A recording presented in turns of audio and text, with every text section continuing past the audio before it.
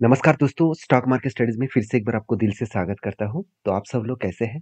तो आज मैं फिर से आपके सामने कुछ इम्पोर्टेंस कंपनी का अपडेट और उसके टेक्निकली चार्ट पैटर्न्स के बारे में चर्चा करूँगा। तो सबसे पहले जिस कंपनी के बारे में बात करूँ, उसका नाम है टाटा स्टील।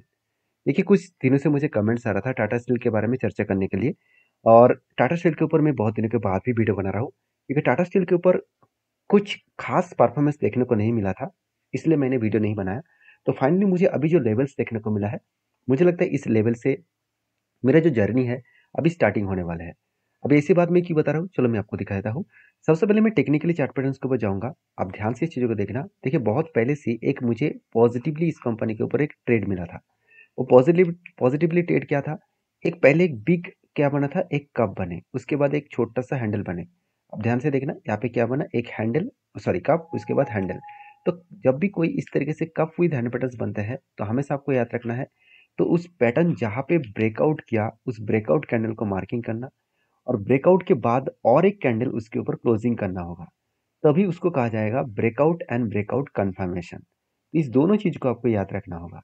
तो जब भी इस तरीके से कुछ पैटर्न्स ब्रेकआउट करे, उसके बाद ब्रेकआउट कन्फर्मेशन करे, तो मैं कैसे काम करता हूँ? तो जब भी इस तरीके से ब्रेकआउट और ब्रेकआउट कन्फर्मेशन करे, तो उसके बाद जब भी ने कोई भी कैंडल अगर एंटी लेवल से, मतलब जिस लेवल से ब्रेकआउट किया है, जिस लाइन को वो ब्रेकआउट किया है, उस लेवल के आसपास आए और उसको टच करे, तब मैं कुछ पॉजिटिव डिसीजन ले लेता हूँ।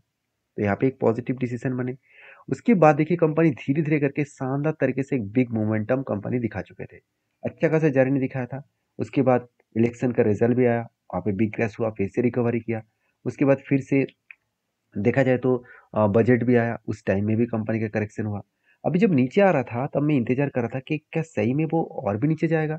तो जब नीचे आए, तब जहाँ पे मेरा ब्रेकआउट लेवल था, मतलब जिस लाइन के बाद मैंने एंट्री लिया था, उस कैंडल के ऊपर जब भी मुझे कुछ इस तरीके से एक हैमर जैसे कैंडल पैटर्न दिखे, तब मुझे एक क्लियर कट अंदाजा लग गया कि यहाँ से कंपनी बाउंस बैक करने का चांसेस है।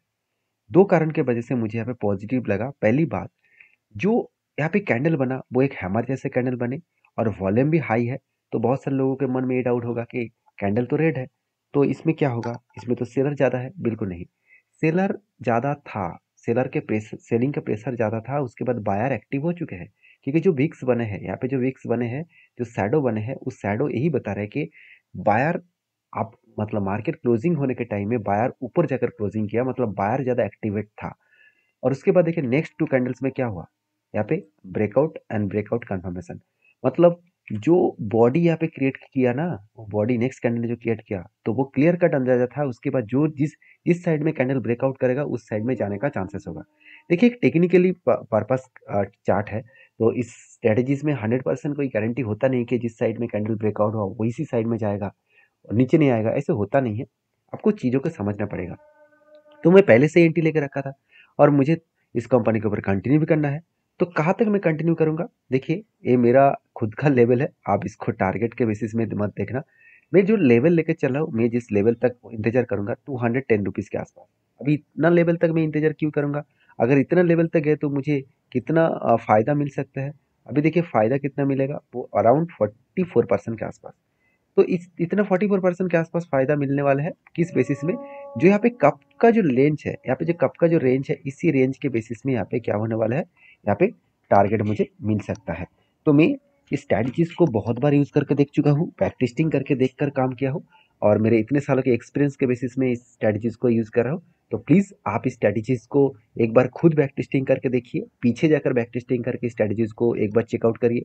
उसके बाद आपको खुद भरोसा आएगा, तब आप काम करना, क्योंकि किसी की बात सुनकर कभी भी काम मत करना। आप बुरी तरीके से फंस सकते हैं, क्योंकि मैं पहले भी मार्केट में बहुत बार बोल चुका हूँ कि मार्केट आपको बहुत कुछ सिखाएगा। आपको पहले सीखना होगा। एक बार आप सीख कर काम करेंगे ना, तो मार्केट आपको कभी भी गिराएंगे नहीं। हाँ, लॉसेस तो देगा, मगर लॉसेस का परसेंटेज कम होगा, प्रॉफिट का परसेंटेज ज़्यादा होगा। तो देखिए, मुझे लगता है सिचुएशन पॉजिटिव होने वाला है, क्योंकि कंपनी का रिजल्ट भी देखा जाए तो इस बार कंपनी का रिजल्ट उतना खास हुआ नहीं, फिर भी कंपनी का प्रॉफिट ग्रोथ भी उतना खराब भी नहीं है। जो पिछले साल एंड पिछले क्वार्टर्स को दोनों को ही बीट करके आगे बढ़े। इतना आगे क्यों बढ़ चुके हैं? और कौन सा रीज़न है? देखिए, रीज़न कुछ भी नहीं है, कंपनी सेल्स जितना किया उससे कई गुना ज़्यादा कंपनी का एक्सपेंस कम कर बैठे। और ये एक रीज़न था और दूसरा रीज़न ये भी है कि कंपनी के इंटरेस्ट कम देना पड़ा क्योंकि कंपनी खुद के कर्जे को कम किया। आप खुद ही देख सकते हैं, जो पहले 1 लाख के ऊपर कर्जा चला गया था, वो धीरे-धीरे करके थोड़ा-सा कम हुआ और इस सारे कारण की वजह से एक पॉजिटिव यहाँ पे ग्रोथ देखने को मिले। बाकी आपकी क्या व्यू है ज़रूर मुझे कमेंट्स करना। नेक्स्ट जो कंपनी उसके बारे में बात करूँ उसका नाम है बर्जर पेंट इंडिया लिमिटेड। तो बर्जर पेंट बेसिकली इंडिया के एक सबसे पुराना पेंट कंपनी है। सबसे पुराना मतलब एशियन पेंट, बर्जर पेंट ये सारे कंपनीज़ पुराना पेंट्स कंपनी है।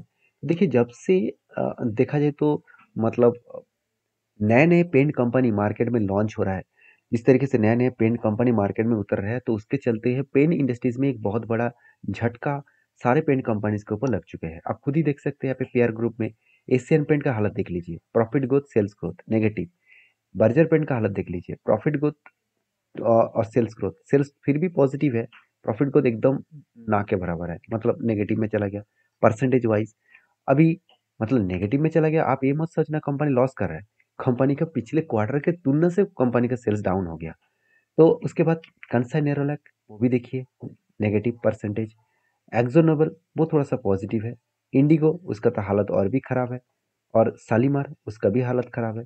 तो देखा जाए तो सारे पेंट सेक्टर के कंपनीज़ का हालत आज खराब है और इसी बेसिस में कंपनी के ऊपर थोड़ा-सा प्रेशराइज़ है। तो अभी बर्जर पेंट के जो डिटेल्स है उसके बारे में चर्चा करूँ तो आप एक चीज़ को नोटिस करना कि बर्जर पेंट के जो इन्वेस्टर है वो इन्वेस्टर ने कभी भी माल नहीं बेचा, उल्टा माल को कितना बड़ा खरीदारी की आप देख सकते हैं। म्यूचुअल फंड के पास 0.08% के सॉरी 0.87% के आसपास होल्डिंग था, वो बढ़ के हो चुके 3% के ऊपर। तो इतनी जो माल खरीदारी किया है किसने बेचा, आप खुद ही देख सकते हैं। उसका माल बेचा ने मतलब माल बेचा है एफ ने, क्योंकि एफ के पास 10.5% होल्डिंग था, वो आज 7.5% हो चुके हैं। मतलब एफ ने जो खुद के स्टेक को यहाँ पे क्या किया, बेचा। और स्टेक बेचने के कारण कंपनी के ऊपर एक सेलिंग प्रेशर यहाँ पे एफ की तरफ से देखने को मिले और वही प्रोडक्ट बाइंग प्रेशर किसके ऊपर देखने को मिले, सॉरी म्यूचुअल फंड ने इसको बाइंग किया। तो ओवरऑल कंपनी की जो सिचुएशन है उस सिचुएशन के बेसिस में कंपनी स्ट्रेंथ स्ट्रांग है, तो इसलिए कंपनी आगे बढ़ रहा है।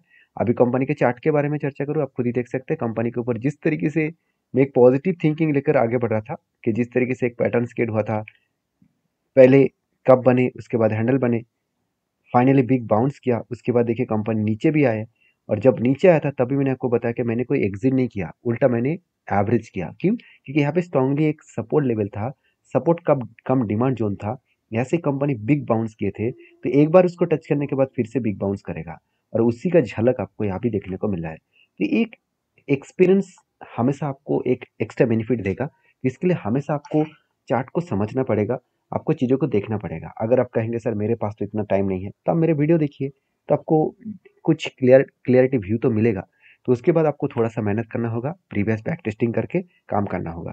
तभी आपको कुछ सक्सेसफुल ट्रेडर और इन्वेस्टर बन पाएँगे। तो देखिए चीज़ों को आपको पहले सारे डेटा मैं इसीलिए शेयर करता हूँ क्योंकि आपको सारी चीज़ समझ में आए।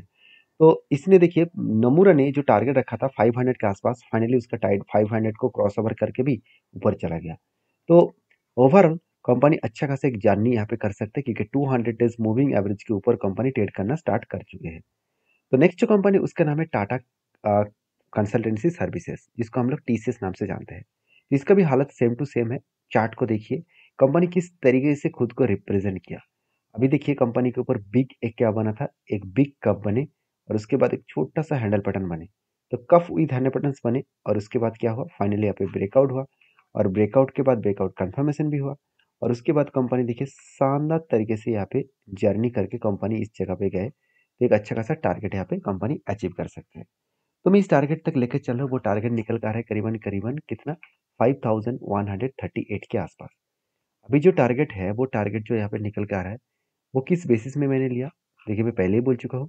जो कप का है, कप का जो साइज है उसी रेंज को मैंने क्या किया, मार्किंग किया और उसी रेंज को मैंने ऊपर बिठा दिया, जो टोटल मुझे एक टारगेट लेवल यहाँ पे निकल के आया। तो देखिए जिस तरीके से यहाँ पे ब्रेकआउट हुआ और ब्रेकआउट कंफर्मेशन भी किया और उसके बाद देखिए एक बार रिटेस्ट करने के लिए आया, उसके बाद देखिए शानदार तरीके से कंपनी बाउंस बैक कर रहा है, शानदार तरीके से बाउंस बैक कर रहा है और मुझे लगता है जिस तरीके से हाई वॉल्यूम के साथ कंपनी इस रेंज को ब्रेकआउट किया, लाइफ टाइम हाई को ब्रेकआउट किया, कंपनी इजीली टारगेट देगा ये मैं नहीं कहूँगा, कंपनी चांसेस हायर है ऊपर तक जाने का। तो बाकी आपकी क्या व्यू है इस टीसीएस के ऊपर ज़रूर मुझे कमेंट्स करना, क्योंकि कंपनी का फाइनेंशियल फंडामेंटल्स तो स्ट्रॉन्ग हमेशा होता है। हाँ, एक चीज़ मैं आपको ज़रूर दिखाऊँगा कि इन्वेस्टर इस कंपनी के ऊपर अभी फ़िलहाल के लिए क्या कर रहा है। प्रोमोटर तो सेम सेम टू सेम है। देखिए, एफआईएस ने क्वांटिटी को कंटिन्यू कर रहा है, मगर म्यूचुअल फंड ने कुछ क्वांटिटीज़ को एडिंग किया है। 3 साढ़े 3% होल्डिंग था, वो बढ़ के 4.5% के आसपास कर दिया। तो गुड पॉइंट्स है, इस गुड पॉइंट्स कंपनी को आगे बढ़ा सकते हैं। तो बाकी नेक्स्ट जो कंपनी है उसके बारे में जब बात करूँ, उसका नाम है एचईजी लिमिटेड। तो एचईजी लिमिटेड जो है वो एक 7,800 करोड़ का कंपनी है।